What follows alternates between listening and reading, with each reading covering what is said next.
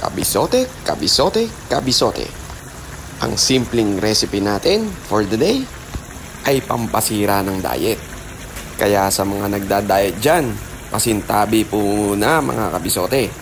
Meron tayo ditong bagoong alamang na hinugasang mabuti at nilinis para quality. Sunod naman, i-sear natin yung pork liempo natin. 1 kilo yan mga kabisote. Hanggang maglabas niya ng sarili niyang mantika at mag-browning siya mga kabisote. Yung nasa gilid ng kawali, flavoring yan. Tapos maggisa na tayo ng mga aromatics.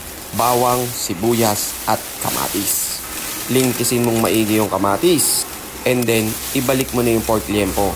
Sangkutsahin at lagyan ng 1 basong tubig. Kapag natuyo-tuyo na, igisa mo na yung bagoong. Sangkutsahin mong maigi yung bagoong mga kabisote para lutong-luto talaga siya.